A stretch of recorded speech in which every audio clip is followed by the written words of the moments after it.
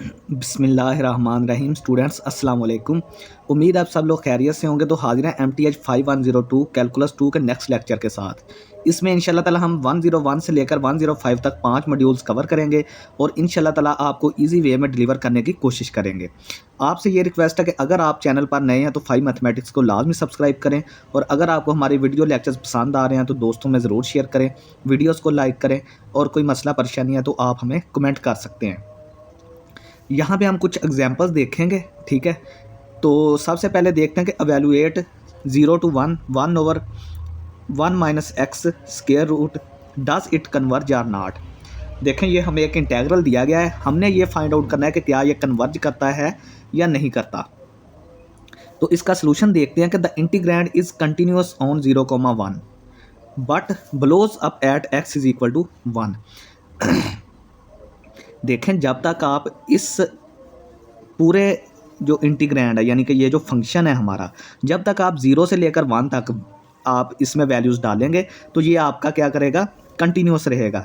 लेकिन जैसे ही आप इसमें 1 डालने की कोशिश करेंगे, 1 डालेंगे तो 1 - 1 0, और 0 का स्क्वायर रूट 0, और 1/0 क्या होता है, इन्फिनिटी। तो ये फंक्शन क्या करेगा, ब्लो कर जाएगा, यानी कि इन्फिनिटली ये इंक्रीज़ कर जाएगा, इनफाइनाइटली इसको यकदम जो है वो पर लग जाएंगे और ये बहुत ज़्यादा बढ़ जाएगा, यानी कि इन्फिनिटी की तरफ चला जाएगा x इज इक्वल टू 1 पर।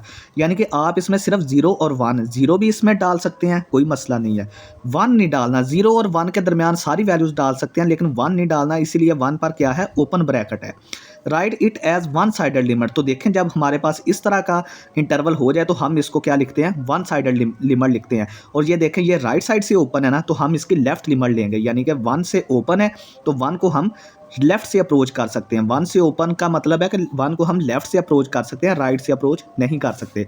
तो देखें, मैंने इसको, ये हमारा इंटेग्रल था, मैंने इसको लिमिट की शक्ल में लिख दिया, ठीक है। और जो आपका जहाँ पे ये फंक्शन ब्लो अप होता है, जहाँ पे ये इन्फिनिटी की तरफ जाता है, उसको आपने चेंज करके टी लिख दिया। 1 की जगह पे आपने क्या लिख दिया, टी लिख देना है, चेंज कर देना वेरिएबल, ये 1 को आपने वेरिएबल टी से चेंज कर देना, और टी की जो लिमिट है वो 1 नेगेटिव लेनी है। 1 नेगेटिव का क्या मतलब है कि 1 को हम लेफ़्ट साइड से अप्रोच कर रहे हैं, क्योंकि 1 इसमें शामिल नहीं है। 1 को अगर आप राइट साइड से अप्रोच करेंगे तो ये फंक्शन जो है वो ब्लो हो जाएगा, इन्फिनिटी की तरफ चला जाएगा। अब इस इंटेग्रल को सॉल्व करते हैं। जो स्क्वायर रूट के अंदर है उसको u के बराबर लेट कर लें। तो दोनों तरफ d अप्लाई किया, तो यहाँ से du आया, यहाँ से 1 का डेरिवेटिव 0, माइनस x का डेरिवेटिव -1 होता है, साथ इसके क्या आ गया, dx आ गया, ठीक है। अब ये चीज़ क्या है, इसको हम देखते हैं कि ये देखें, ये 1 - x के ऊपर स्क्वायर रूट है ना, तो स्क्वायर रूट की पावर होती है 1/2। 1/2 को जब हम ऊपर लेके जाएंगे तो ये -1/2 हो जाएगा। तो फिर क्या होगा, वहाँ पे जाके इस पर इंटीग्रेशन का पावर रूल लगेगा, पावर में एक जमा कर दें और वही चीज़ नीचे लिख दें। ये मैंने यहाँ पे आपको सॉल्व करके दिया है। u की पावर -1/2 बना है ना, ठीक है, u की पावर -1/2 बनता है। इसको हमने u लेट किया था ना, तो ये u का स्क्वायर रूट बन गया, ठीक है, ये वाली चीज़ है, ठीक है। तो u की पावर -1/2 + 1, नीचे भी 1/2 आ जाएगा, ठीक है। ऊपर जब हम करेंगे तो ये आएगा ये क्या आएगा, u की पावर 1/2 ही आ जाएगा, यानी कि u का स्क्वायर रूट, और u के स्क्वायर रूट को हमने 1 - x लेट किया था, उसको हमने 1 - x लिख दिया, और ये 1/2 ऊपर जाके 2 बन जाएगा। 1/2 ऊपर जाके क्या बन जाएगा, 2 बन जाएगा, ठीक है। और ये वाला -dx, ये इतनी चीज़ जो थी, ये माइनस कहाँ से आया, ये वाला माइनस है। जब dx की जगह पे आप du आपने पुट किया था ना, ठीक है, जब आपने u वाली सब्स्टिट्यूशन की थी, तो ये du की जगह पे हम dx की जगह पे हमने क्या पुट किया था, -du, ठीक है। ये -7 आएगा, ये वाला माइनस फिर 7 चल रहा है। तो देखें, -2 1 - x, और इसकी लिमिट अपर जो है वो t थी, नीचे वाली 0। तो पहले इसको अपर लिमिट पे, फिर लोअर लिमिट पे, ये आपका आंसर आ जाएगा। और अब आपने क्या करना है, इसकी लिमिट लेनी है t अप्रोचेस टू 1 - तो देखें, इसमें लिमिट में आप पुट करें ये वाली लिमिट जो है, ठीक है। तो यहाँ पे 1 - 1 क्या बनेगा, 0 सारा बन जाएगा, और ये सारी चीज़ 0, तो इसका आंसर क्या आ जाएगा, 2 आ जाएगा। यानी कि इस पूरे फंक्शन में आपने t की वैल्यू 1 पुट करनी है, क्योंकि t की लिमिट जो है वो 1 - है, یہ 1 جو ہے اگر مائنس ہو یا پلس ہو پٹ آپ نے 1 ہی کرنا ہوتا ہے. اس میں آپ نے جب آپ نے اس میں پٹ کرنی ہوتی ہے لمٹ پھر آپ نے نہیں دیکھنا کہ یہ 1 مائنس ہے یا پازیٹیو ہے, تو آپ نے سمپل آپ نے 1 پٹ کر دینا ہے. تو یہ ساری چیز 0 ہو جائے گی 1 پٹ کرنے سے اور یہ 2 بچے گا. تو اس کا مطلب یہ ہے کہ یہ کنورج کر دے گا کیونکہ اس کا ایک فائنائٹ آنسر آ گیا. ٹھیک ہے, سمپل سا کویسچن تھا, ایزی تھا. آپ اس کو سبسٹیٹیوشن میتھڈ سے حل کر سکتے ہیں. 1 مائنس ایکس کو ہم نے یو لیٹ کیا, پھر دونوں طرف ڈی اپلائی کیا, اور یہ جو فنکشن تھا یہاں پہ یہ کیا بنا, یہ یہاں پہ بنا 1 اوور یو کا اسکیئر روٹ. 1 اوور یو کا اسکیئر روٹ کو اوپر لے کے گئے, یو کی پاور -1 اوور 2 آ گیا. اس میں ایک پلس کریں, ایک وہی چیز نیچے لکھیں, انٹیگریشن کر دیں. ٹھیک ہے, پھر بعد میں سبسٹیٹیوٹ کر دیں تو آپ کو ایزیلی لمٹ لے کے آنسر مل جائے گا. نیکسٹ ہمارے پاس ہے 0 سے لے کر 1 تک 1 over x square root D x does it converge are not. تو دیکھیں اگر آپ غور کریں تو یہ انٹیگرینڈ جو ہے, یہ والا فنکشن جو ہے, یہ کس انٹرول پہ کنٹینیوس ہے. یہ 0,1 کلوزڈ انٹرول پہ ہے, 0 پہ اوپن, کیونکہ 0 اس میں شامل نہیں ہو سکتا. 0 شامل کریں گے تو 0 پٹ کیا, 0 شامل کرنے کا کیا مطلب ہے کہ آپ اس میں 0 بھی پٹ کر سکتے ہیں. تو 0 پٹ کریں گے تو بھائی یہ تو نیچے 0 بنے گا اور 1 اوور 0 تو انفینائٹ ہو جائے گا. تو یہ بھی 0 پر کیا بن جاتا ہے, انفینٹی بن جاتا ہے, ان باؤنڈیڈ بن جاتا ہے. اس لیے ہم نے 0 کو نکال دیا ہے. 1 آپ اس میں ڈال سکتے ہیں, 0 اور 1 کے درمیان جتنے نمبر ہیں وہ آپ اس میں ڈال سکتے ہیں. تو دیکھیں کہ اب رائٹ سائڈ یہ اس کا اوپن انٹرول لیفٹ سائڈ پہ ہے, تو اس کی ہم کیا لیں گے, رائٹ سائڈ لمٹ لیں گے, یعنی کہ 0 پازیٹیو لمٹ لیں گے. 0 پازیٹیو دیکھیں, اور 0 کو ہی ہم ٹی سے ریپلیس کریں گے, یعنی کہ لوور لمٹ ہے نا, 0 لوور لمٹ ہے, تو 0 کو ہم ٹی سے ریپلیس کریں گے اور اس کی لمٹ جو ہے وہ رائٹ ہینڈل لیں گے, یعنی پلس والی. ٹھیک ہے, تو دیکھیں یہاں سے ہم نے 0 سے لے کر 1 تک یہ فنکشن لکھا, limit T approaches to 0 plus, right hand limit لے لی. اب ہم نے کیا کیا, لوور لمٹ کو ٹی سے ریپلیس کر دیا, اپر لمٹ وہی رہے گی, یہ فنکشن آ گیا. ایکس کو اوپر لے کے جائیں گے تو ایکس کی پاور -1 اوور 2 آ جائے گی, کیونکہ دیکھیں اس کی پاور 1 اوور 2 ہوتی ہے نا. اس کی آپ انٹیگریشن کریں گے تو وہ آئے گی 2x کا اسکیئر روٹ پلس سی. ٹھیک ہے, پاور میں ایک جمع کریں, وہی چیز نیچے لکھیں. ٹھیک ہے, یہ آپ چھوٹی چھوٹی آپ انٹیگریشن آپ نے خود کرنی ہے, پاور رول لگا کے پاور میں جمع کر دیں ایک, اور -1 اوور 2 + 1 نیچے لکھ دیں. ٹھیک ہے, تو اس کا مطلب یہ ہے کہ آپ نے اس فنکشن کی لمٹس فائنڈ کرنی ہے ٹی سے, یعنی اس کو لوور لمٹ ٹی ہے, اپر لمٹ 1 ہے. تو لوور لمٹ سب سے پہلے اپر لمٹ پٹ کریں گے تو 2 آئے گا, درمیان میں مائنس ڈال کے لوور لمٹ کریں گے تو یہ چیز آئے گی. اب ہم نے ٹی اپروچز ٹو 0 پازیٹیو اس کی لمٹ فائنڈ آؤٹ کرنی ہے. تو دیکھیں یہ ہمارے پاس فنکشن ہے, اس میں ٹی کی جگہ پہ 0 پٹ کریں. ٹھیک ہے, تو یہ ساری چیز 0 ہو جائے گی یہ والی, اور 2 بچے گا, تو یہ بھی کیا کرے گا, کنورج کر جائے گا, کیونکہ اس کا بھی آنسر فائنائٹ ہے. نیکسٹ ہمارے پاس ہے ایویلویٹ -1 سے لے کر 1 تک 1 اوور ایکس کا ایبسلیوٹ ویلیو اور اس کا square root D x does it converge are not. سب سے پہلے اس فنکشن کا ہم گراف دیکھتے ہیں. تو اس فنکشن کا گراف کس طرح سے ہے, دیکھیں یہ -1 سے سٹارٹ ہوتا ہے اور اس طرح کر کے یہ انفینٹی کی طرف جاتا ہے, پھر یہ +1 سے سٹارٹ ہوتا ہے اور اس طرح کر کے یہ انفینٹی کی طرف جاتا ہے. یعنی یہ فنکشن جو ہے 0, جب 0 کی بات کریں یہاں پہ جب 0 ہوگا تو یہ فنکشن انفینٹی کی طرف جا رہا ہے. 0 آپ چاہے اس طرف سے آئیں 0 کے, چاہے اس طرف سے آئیں, 0 جو ہے جب بھی 0 کو آپ لیفٹ یا رائٹ سے اپروچ کریں گے تو یہ فنکشن کس طرف جائے گا, انفینٹی کی طرف جائے گا. تو ہم کیا کریں گے کہ یہ فنکشن جو ہے, کیونکہ x = 0 پہ یہ ان باؤنڈ ہو جاتا ہے, انفینٹی ہو جاتا ہے. دیکھیں جب آپ نیچے 0 پٹ کریں گے x کی جگہ پہ تو x کا ماڈ, جب 0 کا ماڈ 0 ہی ہوتا ہے اور 0 کا اسکیئر روٹ 0 ہوتا ہے, نیچے 1 اوور 0 بنا تو انفینٹی بن گیا. تو دیکھیں یہ 0 پر کیا ہو رہا ہے, ان باؤنڈیڈ ہو رہا ہے. تو ہم کیا کریں گے کہ -1 سے لے کر 1 تک یہ انٹیگرل ہے, اور 0 پر اس کو ہم کیا کریں گے, سپلٹ کر لیں گے انٹیگرل کو. پہلے ہم لوور لمٹ لے کے 0 پر اپر لمٹ بنائیں گے, فنکشن آ گیا پلس, پھر 0 سے لے کر 1 تک یہ فنکشن لیں گے. تو یہ دو انٹیگرلس ہم علیحدہ علیحدہ سالو کریں گے تو ہمیں اس فنکشن کے بارے میں پتہ چلے گا. سب سے پہلے ہم دیکھتے ہیں لیفٹ پارٹ, یہ والا پارٹ دیکھیں. اس میں کیا ہے, اس میں -1 پر اوپن بریکٹ آئے گی. دیکھیں اس میں -1 آپ ڈالتے جائیں, لیکن جیسے ہی آپ 0 ڈالتے ہیں یہ فنکشن ان باؤنڈ ہو جاتا ہے نا, یہ میں آپ کو بتا گیا ہوں. یہ دیکھیں 0 پر کیا ہوتا ہے, یہ فنکشن انفینٹی کی طرف چلا جاتا ہے. تو دیکھیں 0 پر اوپن بریکٹ لگے گی اور -1 کیا لگے گا, کلوزڈ بریکٹ لگے گی. ٹھیک ہے, تو اس کا مطلب یہ ہے کہ x کا پھر کیا ہوگا, x کا جو ہوگا ماڈ وہ کس کے برابر ہوگا, -x کے برابر ہوگا. کیونکہ دیکھیں یہ x کا جو ایبسلیوٹ ویلیو ہے اس کی 2 ویلیوز ہوتی ہیں, ایک پازیٹیو x کی جو ایبسلیوٹ ویلیو ہے وہ 2 کیسز بنتے ہیں, ایک -x آتا ہے اور ایک پازیٹیو x آتا ہے. تو یہاں پہ دیکھیں ہم -1 سے لے کر 0 کی طرف جا رہے ہیں، یعنی کہ -1 سے 0 کی طرف جا رہے ہیں، اس کیونکہ ہم نے جو ایکس لیا ہے وہ نیگیٹو ایکسز لیے ہیں، نیگیٹو ایکسز پہ ہم نے ایکس لیا ہے، ٹھیک ہے، یہ ایکس ایکسز جو ہے وہ نیگیٹو ہے، تو اس لیے -x آئے گا، ایکس ایبسلیوٹ ویلیو، اس کو یو کے برابر لیٹ کر کے ڈی اپلائی کریں دونوں طرف، تو یہ چیز آ جائے گی۔ اب آپ نے کیا کرنا ہے، ایکس کا ایبسلیوٹ ویلیو کس کے برابر تھا، -x کے، تو دیکھیں -x آ گیا اس کے نیچے، ٹھیک ہے، اور ڈی ایکس آ گیا۔ اب آپ نے لمٹس بھی چینج کرنی ہے، لمٹس کیسے چینج کریں گے، اس فنکشن میں آپ پہلے دیکھیں کہ ایکس کی لمٹ کیا تھی، ایکس کی لمٹ پہلے تھی -1، اس میں پٹ کریں گے تو یو کی ویلیو کیا آ جائے گی، 1 آ جائے گی، اس میں پٹ کریں تو 0 ہی رہے گا، تو دیکھیں یہ 0 آ گیا، ٹھیک ہے، کیونکہ جب ہم سبسٹیٹیوشن کرتے ہیں تو ساتھ لمٹس بھی چینج کرتے ہیں، تو دیکھیں پہلے لمٹس ایکس میں تھی، اب یو میں فنکشن چلا گیا تو لمٹس بھی کس میں جائیں گی، یو میں چلی جائیں گی، سمپل آپ نے یہ -1 یہاں پہ پٹ کریں ایکس کی جگہ پہ، پھر 0 کریں تو نیچے والی لمٹ 1 بنے گی، اوپر والی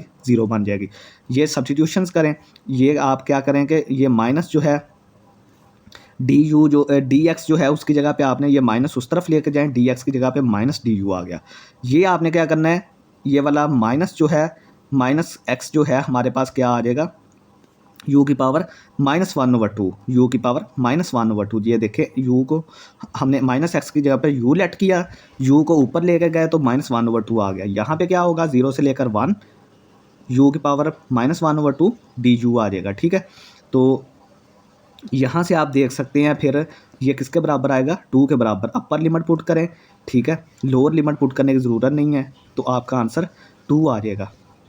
جب رائٹ سائڈ پہ یہ والے فنکشن کی بات کریں گے تو اس کے لیے ایکس کی ایبسلیوٹ ویلیو پازیٹیو ایکس ہوگی، کیونکہ ہمارا ایکس جو ہے وہ پازیٹیو انٹرول سے بلانگ کر رہا ہے، تو دیکھیں ہم نے کیا کیا، ایکس کا اسکیئر روٹ، اس کی ایبسلیوٹ ویلیو، اب کیا ہوگا ایکس کی پاور، جب اس کی جگہ پہ ایکس ہی آئے گا، ایکس کا اسکیئر روٹ آئے گا، تو ایکس کا اسکیئر روٹ کس کے برابر ہوتا ہے، ایکس کی پاور -1/2، یہ اوپر جائے گا، ٹھیک ہے، تو اس کا جواب یہ 2 × ایکس کا اسکیئر روٹ 1 0، ٹھیک ہے، یہ یہاں پہ لمٹ چینج ہے، آپ اس کو 1 اور 0 کریں، ٹھیک ہے، یہ 1 اور 0 ہے، ٹھیک ہے، 1 اور 0، یہ دیکھیں یہاں پہ ایکس کا اسکیئر روٹ کی ایبسلیوٹ ویلیو ایکس کے برابر ہی آئی تھی نا، تو یہاں پہ ہم نے ایکس پٹ کیا، ایکس کا اسکیئر روٹ بنا، تو ایکس کے اسکیئر روٹ کو اوپر لے کے گئے تو یہ بنا، اس کی انٹیگریشن کی تو یہ آنسر آیا، اب اپر لمٹ پٹ کریں تو 2 آئے گا، لوور لمٹ پٹ کریں گے 0 آئے گا، تو اس کا آنسر کیا ٹوٹل آنسر کیا آئے گا، اس کا 2 آیا، اس کا بھی 2 آیا، تو 2 + 2 دونوں کو ایڈ کر رہے تھے نا، تو دونوں کو ایڈ کر کے 4 آ گیا، تو اس کا مطلب یہ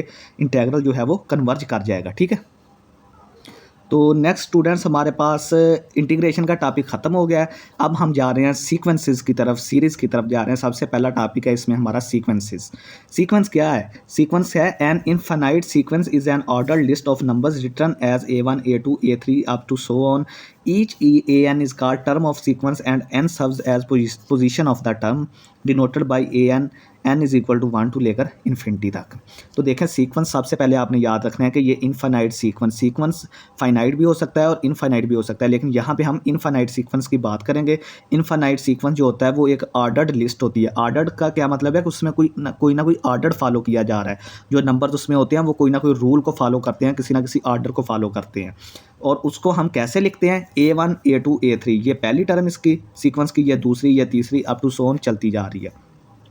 ہر an جو ہے وہ ٹرم سیکوینس کی کہلاتی ہے، یعنی A1 first term, A2 A3، ٹھیک ہے، جنرلی ہم اس کو an بولتے ہیں، اور ہر an جو ہے کیا کہلاتی ہے، ٹرم آف سیکوینس کہلاتی ہے، یعنی کہ یہ سیکوینس کی کیا ہے، ٹرم ہے، and n serves as position of the term, اور n کی جو ویلیو ہوگی یہ اتنویں ٹرم ہوگی، جس طرح کہ اگر n کی ویلیو 2 ہے تو دوسری ٹرم ہوگی A2، اگر n کی ویلیو 5 ہے تو A5 پانچویں ٹرم ہوگی، اور جنرلی ہم سیکوینس کو کیسے ڈینوٹ کرتے ہیں، an ایسے بریکٹ پا کے ڈال کے n از اکول ٹو 1 سے لے کر انفینٹی، کیونکہ یہ انفائنائٹ سیکوینس ہے، ٹھیک ہے، n ہمارا 1 سے سٹارٹ ہو کے انفینٹی تک جائے گا، تو یہ ایک انفائنائٹ سیکوینس مان جائے گا۔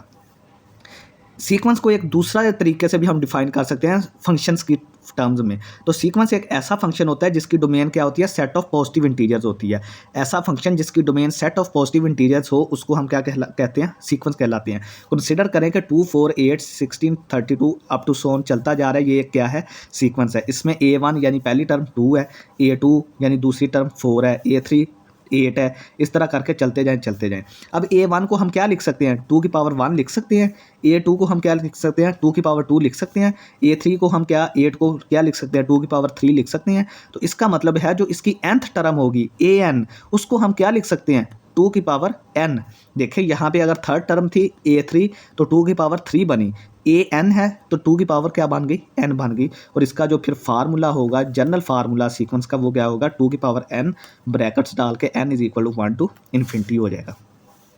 This sequence can also be described recursively as A1 = 2 the recurrence relation is.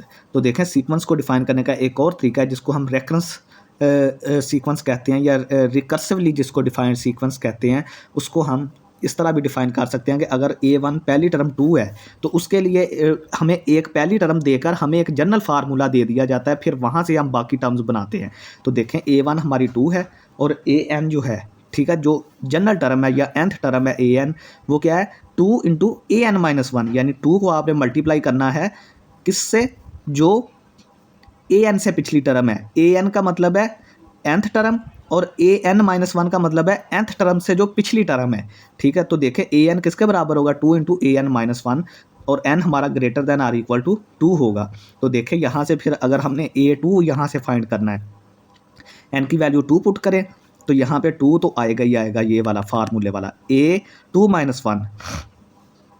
इस फार्मूले में अगर आपने A2 फाइंड करना है, क्योंकि A1 तो हमें दिया गया है, A2 फाइंड करना है तो यहाँ पे 2 पुट करें, यहाँ पे भी 2 पुट करें, तो 2 × 2 - 1 क्या बना, 2 × A1 बन गया। A1 की वैल्यू हमें गिवन है, 2 × 2 4 बन गया। इसी तरह अगर A3 फाइंड करना है, A3 फाइंड करना है तो A1 की जगह पे A2, यहाँ पे आप 3 पुट करें, यहाँ पे भी 3 करें, तो यहाँ पे माइनस करके A2 आ जाएगा, जो 2 × 4 8 आ जाएगा, ठीक है। नेक्स्ट है कि every sequence has an explicit formula that is FN = AN। तो देखें कोई भी सीक्वेंस है तो उसका कोई ना कोई जनरल फार्मूला ज़रूर होगा जिसको हम FN से रिप्रेजेंट करते हैं या AN से भी रिप्रेजेंट करते हैं, ठीक है। अगर फंक्शंस की टर्म्स में बात करें तो उसको FN से रिप्रेजेंट करते हैं, अगर वैसे सीक्वेंस की बात करें तो AN से रिप्रेजेंट करते हैं। The index of a sequence does not start necessarily at n = 1।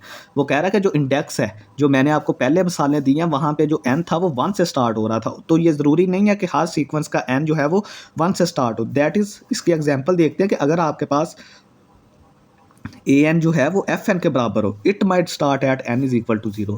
तो ये n = 0 से भी स्टार्ट हो सकता है, जो कि हमें फिर क्या देगा, पहली टर्म क्या होगी, A0, दूसरी A1, तीसरी A2, इस तरह करके आगे चलती जाएगी, क्योंकि n हमारा अब 0 से स्टार्ट हो रहा है। अब सीक्वेंस की कुछ टाइप्स देखते हैं, ठीक है। यहाँ पर हम 2 टाइप्स को स्टडी करेंगे, अर्थमेटिक सीक्वेंस और ज्योमेट्रिक सीक्वेंस।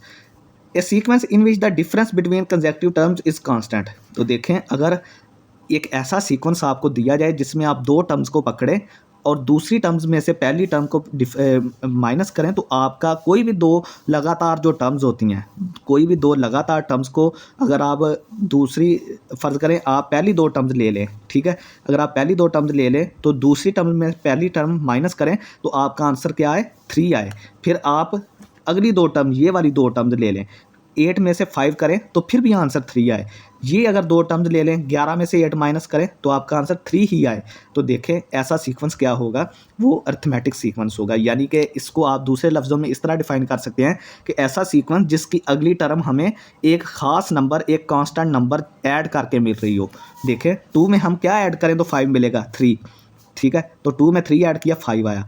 5 में क्या ऐड करें तो 8 मिलेगा, 3। तो देखें इसमें हर टर्म में हम 3 को ऐड करते जा रहे हैं तो क्या आ रहा है, हमें नेक्स्ट टर्म मिल रही है। तो ऐसा सीक्वेंस जिसमें हम एक ख़ास नंबर ऐड करके, सेम नंबर ऐड करके नेक्स्ट टर्म हासिल करते हैं, उसको हम क्या कहते हैं, अरिथमेटिक सीक्वेंस बोलते हैं। और जो नंबर हम ऐड कर रहे होते हैं उसको कॉमन डिफरेंस बोलते हैं। उसको फाइंड कैसे करते हैं, कोई भी 2 टर्म लेकर अगली टर्म में से पिछली माइनस करते हैं तो आपका D मिल जाएगा। इसको रिप्रेजेंट D से करते हैं। और इस अर्थमेटिक सीक्वेंस का जो जनरल फार्मूला होता है AN = A1 + n-1 × D। A1 यहाँ पे फर्स्ट टर्म है, n यहाँ पे नंबर ऑफ टर्म्स है, D यहाँ पे कॉमन डिफरेंस है, ठीक है। नेक्स्ट हमारे पास है ज्योमेट्रिक सीक्वेंस। तो अर्थमेटिक सीक्वेंस में हम किसी स्पेशल नंबर को ऐड कर रहे थे अगली टर्म हासिल करने के लिए। जो ज्योमेट्रिक सीक्वेंस है उसमें हम एक नंबर स्पेशल को ज़रब देंगे तो हमें अगली टर्म मिल जाएगी। देखें क्या होगा, ये 3 है, फ़र्ज़ करें ये सीक्वेंस है, तो 3 में हम कौन सा नंबर ज़रब दें तो हमें 6 मिलेगा, ज़ाहिर बात है 2 से। तो 2 को 3 से ज़रब दी तो 6 आ गया, 6 को 2 से ज़रब दी फिर 12 आ गया, 12 को 2 से ज़रब दी तो 24। यानी कि ऐसा सीक्वेंस जिसकी अगली टर्म हमें एक स्पेशल नंबर को ज़रब देने से मिलती है उसको हम ज्योमेट्रिक सीक्वेंस बोलते हैं। और ये जो नंबर होता है उसको हम कॉमन रेशो बोलते हैं। कॉमन रेशो कैसे फाइंड करते हैं, 2 टर्म्स लेकर दूसरी टर्म को पहली पे डिवाइड करते हैं, जिस तरह के 6/3 2 आ गया, या 12 और 6 को लें तो फिर भी 2 आएगा। इसका जनरल फार्मूला होता है an = a1 r की पावर n-1, a1 r की पावर n-1। तो यहाँ पे एग्जांपल्स देखते हैं। ये हमारे पास एक सीक्वेंस है 1/2 -1/4 ये वाला। तो देखें इसमें एक पहली टर्म पॉजिटिव, दूसरी नेगेटिव, फिर पॉजिटिव नेगेटिव, इस तरह करके ये अल्टरनेट साइंस चल रहे हैं। जब भी किसी सीक्वेंस में अल्टरनेट साइन आए तो उसमें एक टर्म ज़रूर होती है, कौन सी टर्म, -1 की पावर n+1। ये जो अल्टरनेट बनती है ना, इसकी जो सिंबल्स वो किस फैक्टर की वजह से बनती है, इस फैक्टर की वजह से। क्योंकि देखें -1 की पावर जब आप पहली टर्म के लिए 1 लेंगे तो 1 + 1 -1 की पावर 2, -1 की पावर 2 तो क्या होती है, +1 होता है। तो +1 की वजह से यहाँ पे प्लस आ गया। इसी तरह जब आप दूसरी टर्म की बात करें तो n की जगह पे 2 लेंगे तो -1 की पावर 3 आएगी, तो -1 की पावर 3 तो -1 होती है, तो इसलिए इसके साथ क्या आ गया, माइनस आ गया। हमने इस सीक्वेंस की क्या करनी है, जनरल टर्म फाइंड आउट करनी है, इसलिए हम ये चीज़ सारी ये तरतीब लगा रहे हैं। तो देखें एक तो इस सीक्वेंस में ये टर्म आएगी क्योंकि इसमें साइंस क्या है, अल्टरनेट है, एक जमा है एक माइनस है। तो जब भी ऐसा सीन होगा तो ये टर्म सीक्वेंस में उसके जनरल फार्मूला में ये टर्म ज़रूर आती है। और अगर आप न्यूमरेटर्स को देखें, यानी ये जो ऊपर वाला पोर्शन है, 1 का स्क्वायर है, 4 2 का स्क्वायर है, 9 3 का स्क्वायर है। तो देखें ये परफेक्ट स्क्वायर्स हैं।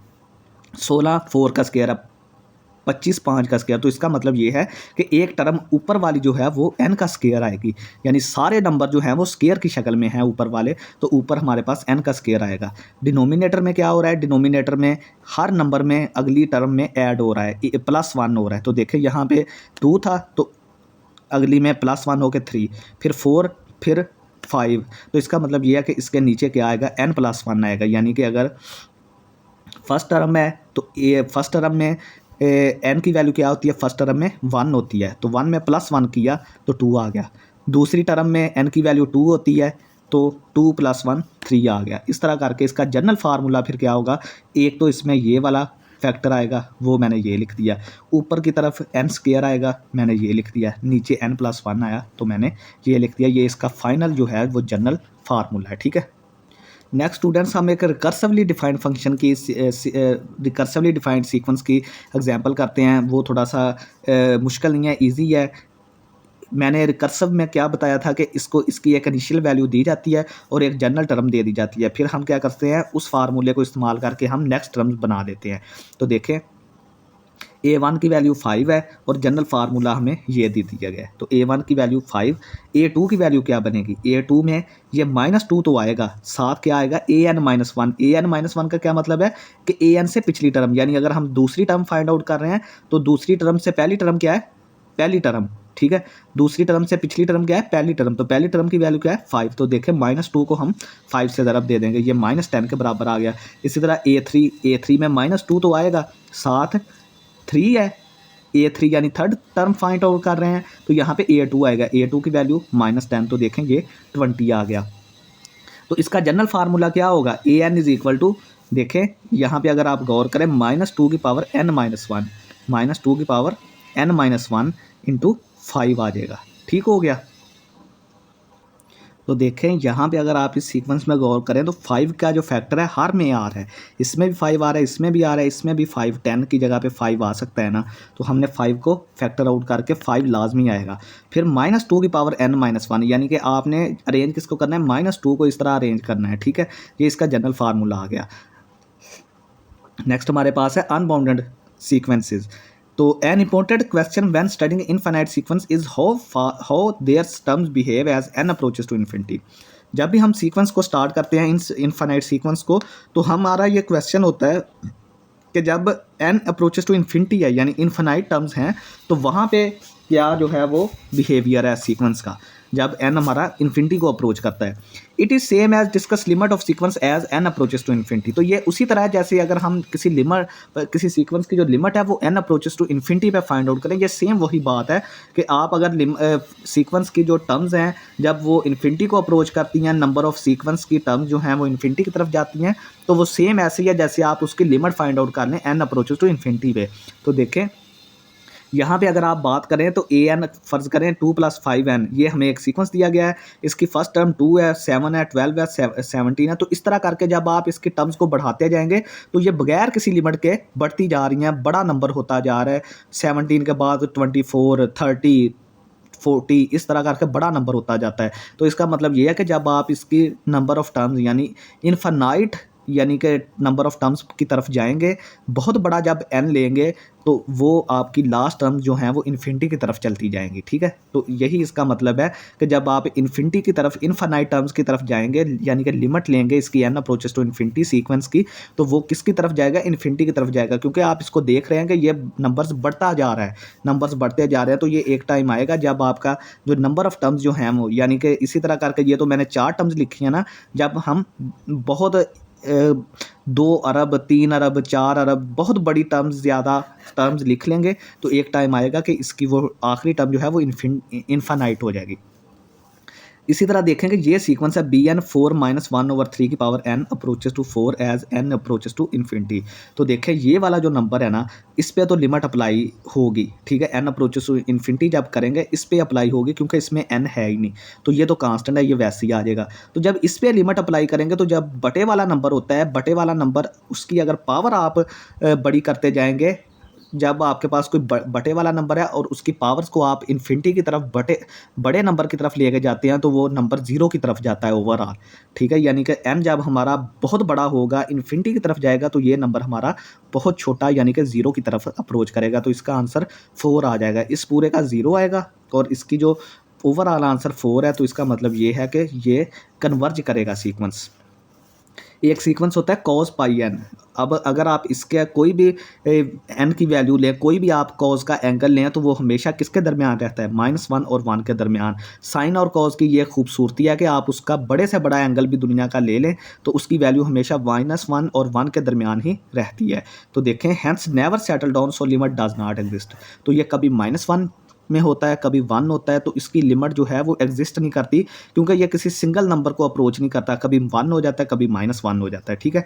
इसका आपने याद रखना। नेक्स्ट एक और सीक्वेंस है, ये हमारे पास अगर आप इसकी टर्म्स फाइंड आउट करें n = 1 पुट करें तो ये इस तरह की टर्म्स आती हैं। तो देखें अगर इसकी साइन जो है वो अल्टरनेट है, एक माइनस का है दूसरा पॉजिटिव, फिर माइनस फिर पॉजिटिव, लेकिन जो इसकी मैग्नीट्यूड की अगर बात करें यानी कि अगर इसके आप नंबर्स को देखें तो नंबर्स इसके छोटे होते जा रहे हैं। 1/2 था, फिर 1/3, फिर 1/4, इसी तरह 1/5, 1/6। और जब आप इसको बहुत बड़ा n लेंगे यानी कि n बहुत बड़ा लेंगे तो नीचे बहुत बड़ा नंबर बन जाएगा, और जब नीचे बहुत बड़ा नंबर बनता है तो सारा ओवरऑल नंबर किसकी तरफ जाता है, 0 की तरफ जाता है। ये मैं आपको बारहा बता चुका हूँ कि ये पूरा नंबर जो है फिर 0 की तरफ, तो जब आपकी लिमिट इसकी n अप्रोचेस टू इन्फिनिटी होगी वो फिर 0 के बराबर होगी, ठीक हो गया।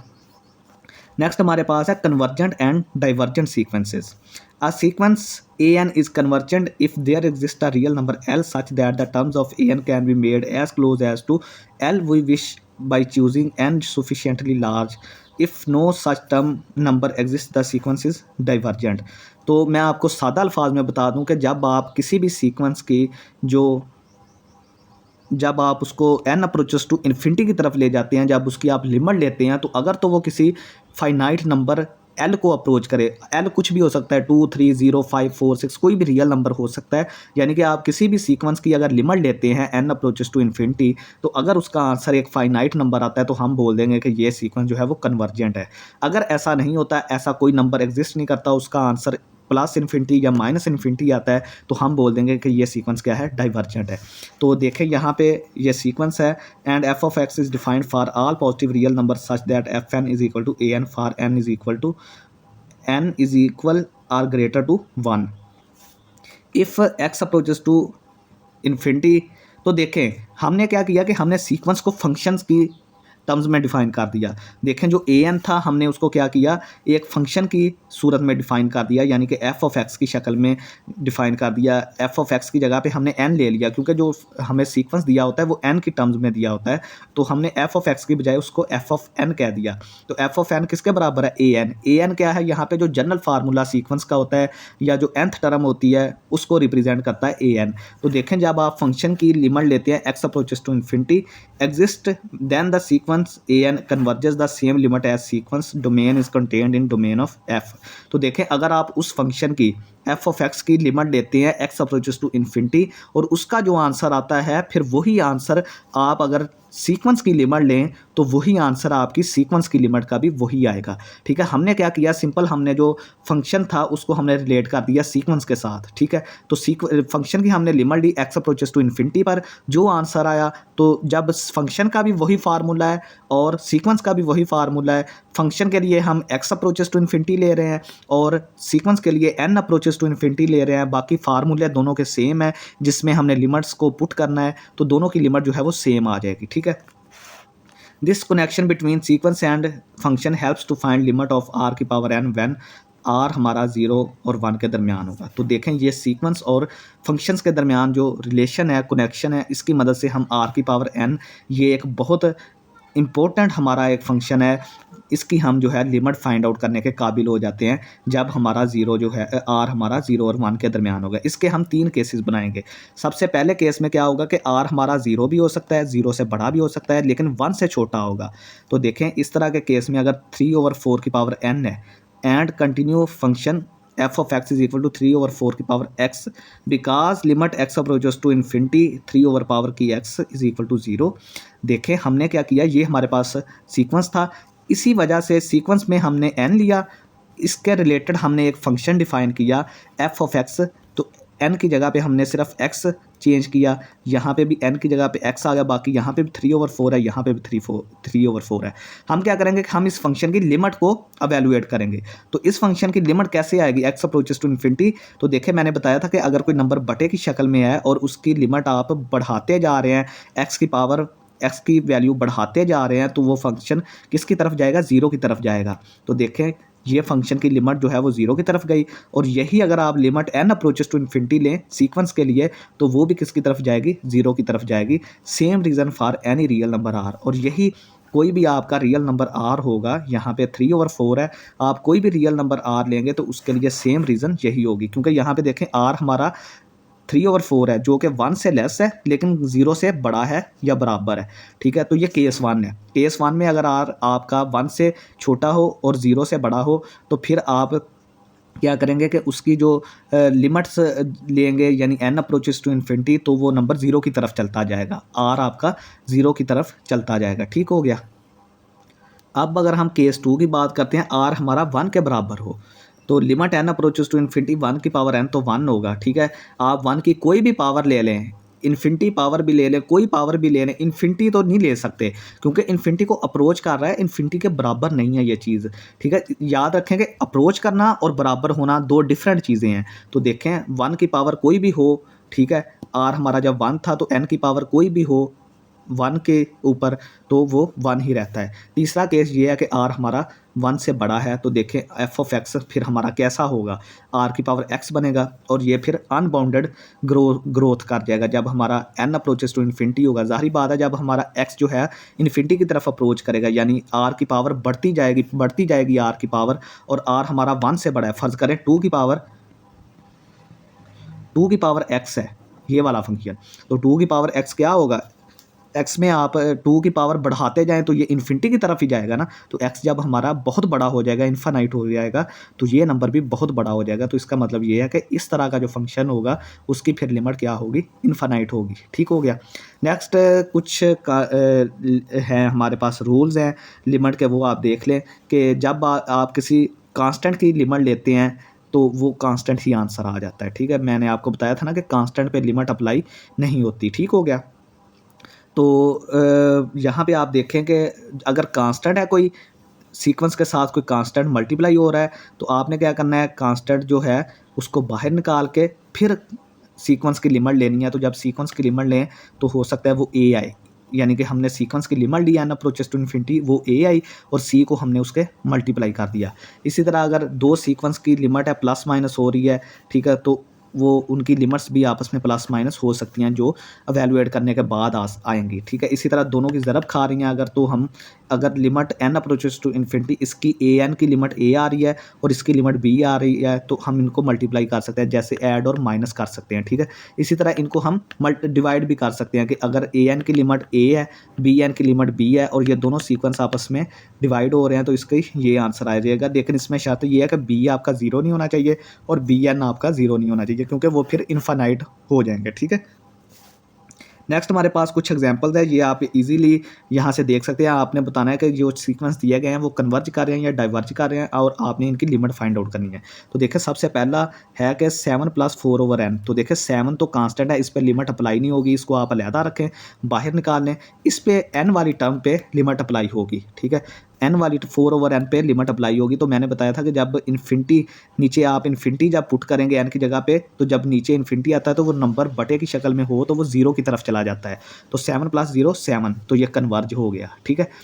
नेक्स्ट bn एक सीक्वेंस है हमारे पास, इसमें क्या होगा 5n⁻³ - 2n 9n⁻³ + 8। अगर आप इसमें direct limit n approaches to infinity put करेंगे तो वो आपका क्या बनेगा, इनडिटर्मिनेट फॉर्म बनेगा, उसका कोई आंसर नहीं आएगा। तो इसका एक तरीका ये होता है कि जो सबसे बड़ी पावर होती है हर टर्म को उससे डिवाइड कर दें।